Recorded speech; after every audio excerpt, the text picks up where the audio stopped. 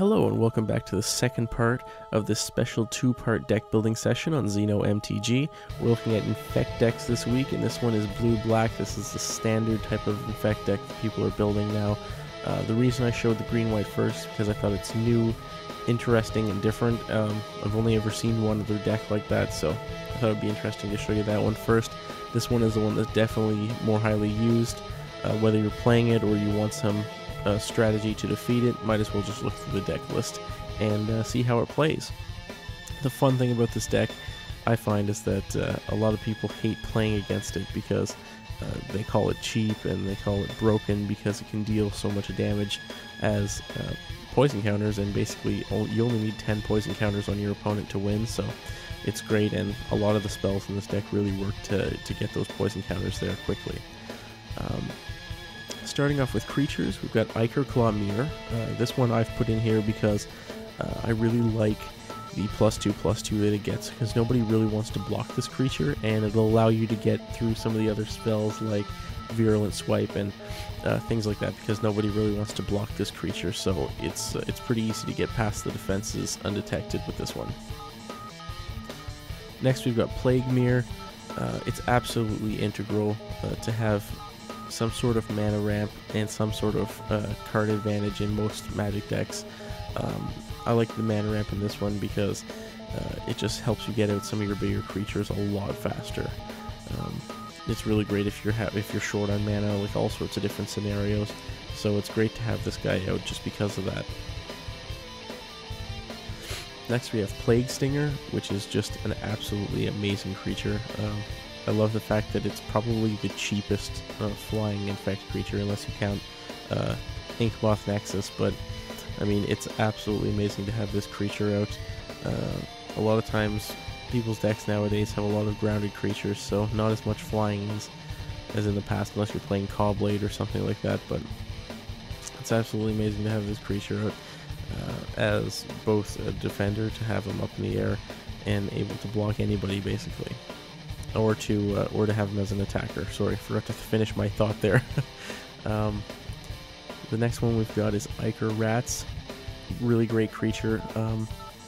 Normally in the deck lists I've seen, the creature lists are pretty much similar, but there's 4 Ichor Rats instead of 2. I really like having the 2 Ichor Rats because it basically allows you to avoid other Infect decks.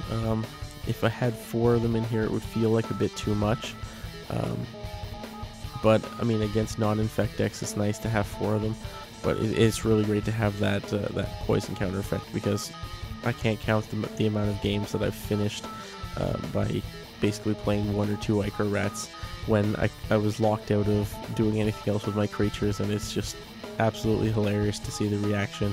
Say, you know, good game based on luck, or good game, you know, so lucky top deck, blah blah blah, all this stuff. But I mean, it's just really a great card to have in there.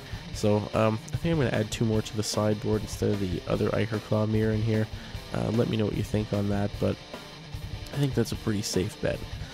Next we have Phyrexian Crusader, guaranteed the best of all the Infect creatures. This thing is just amazing. It's good against so many different decks, it's absolutely ridiculous. Pretty much every black Infect deck has Phyrexian Crusader in it, and if they don't, they're pretty much ridiculous and stupid, because this needs to be in this deck. I mean, no offense to anybody that doesn't play them, but it's absolutely amazing, and you just can't go without it, in my opinion. Unless, of course, you're running Tezzeret Infect, and in that case, you're turning all your weaker guys into 5/5s anyway. Oops, sorry, into 5/5s anyway, so it doesn't really matter. But yeah, Phyrexian Crusader, it's good against Boros, obviously, red and white. It's great against Kuldotha red deck wins. It's great against White Weenie, great against Quest, White Green Quest, or Mono White Quest. It's great against Cobblade, it's great against everything. This guy is just absolutely amazing. Really can't say enough about him, just flies by most decks and really allows you to get the win pretty quickly.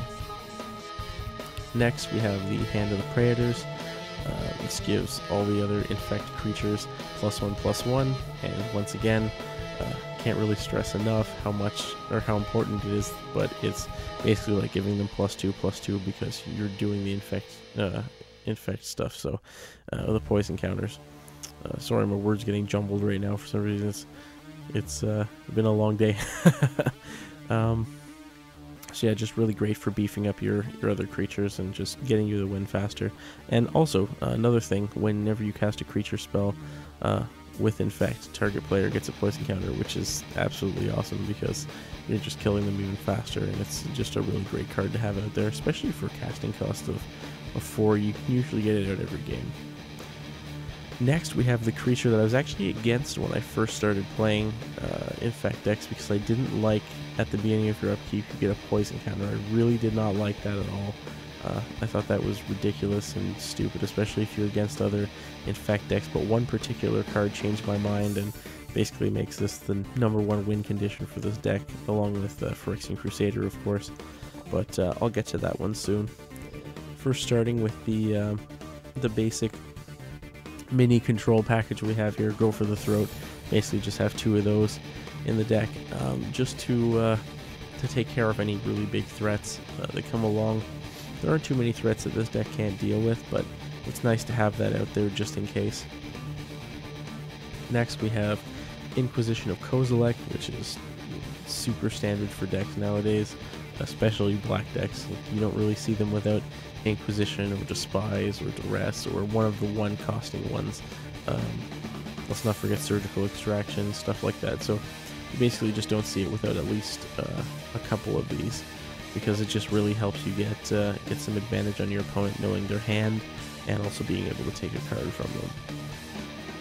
Preordain, the second part of the of just the absolute magic blue type of combo. You need to have card advantage, and you need to have some sort of mana ramping. I find just basically about every kind of deck. I really think experienced players know this more than new players, so any new players, please start doing it right away. You need to have something that will give you card advantage, so something like Preordain is an absolutely amazing card to have in this deck. I mean, if you can run it. You know, blue has more card advantage cards than probably anything else.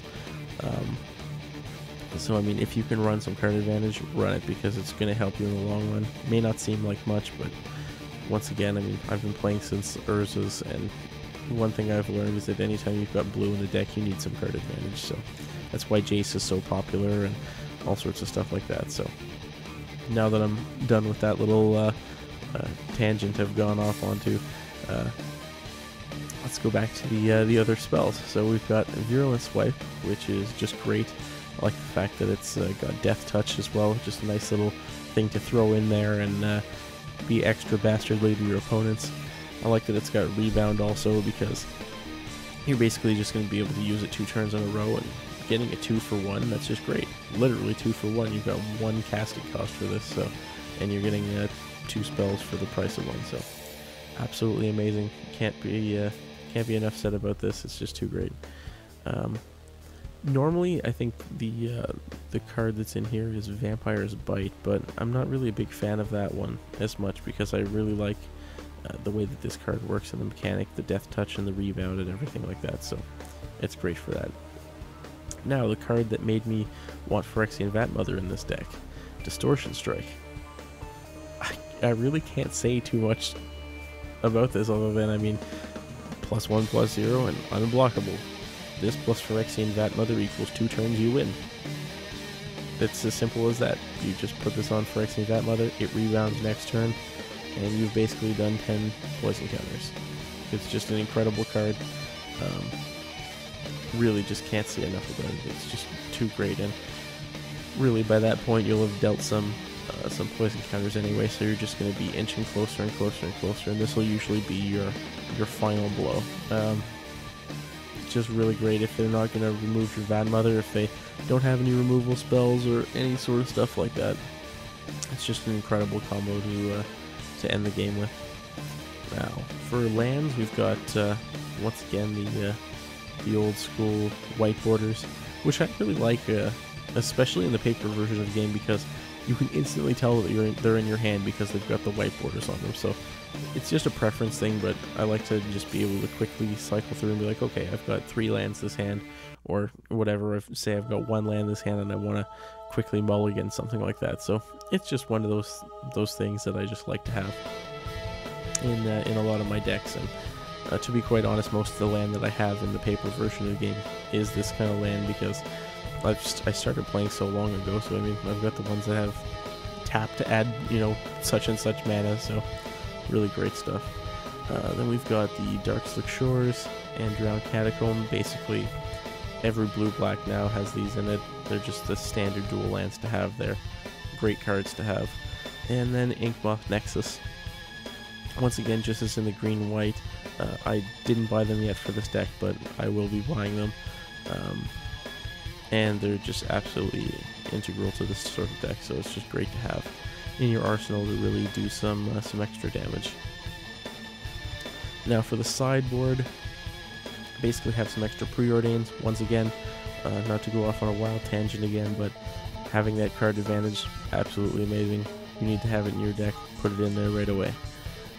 Then we've got some Inquisition, or 1 Inquisition rather, and 2 Duress. I like to have these in here, basically to just give some extra control. Most of this is a control package, but I like to swap in the Duress for the Inquisition, just if somebody's playing a control heavy deck that's not as many creatures. So it's nice to have this in there also. Then we've just got some Doomblade and Go for the Throat. Basically just switch it up depending on what kind of creatures your opponents are playing. If they're playing a bunch of creatures, maybe get a couple more removal spells in. You never want to board in too much though, because you're going to screw around with the Virulent Swipes and Distortion Strikes and everything like that. You really want to have those in your deck. And then finally, kind of an answer for aggro decks. Basically just the Necropede. I like that if they decide to kill him, like for example against Boros, this is really great. They decide to kill him and then you kill off their Step Links, or you kill off their Plated Geopede. So it's really great to have this against certain aggro decks, just to get another creature killed. Or, you know, even if they have, say, a Step Link and a Geopede, you attack with this. At the end of turn, it's going to die when it goes back to its regular power and toughness. Like, say they were using the kind of the crack land mechanics, cracking them and making them more powerful. You're going to kill at the end of turn and then kill something else along with it. So this one's definitely a board for aggro, so it's nice to have it in there. So yeah, this has been Blue-Black Infect on this special 2-part edition of Xeno MTG's deck building session.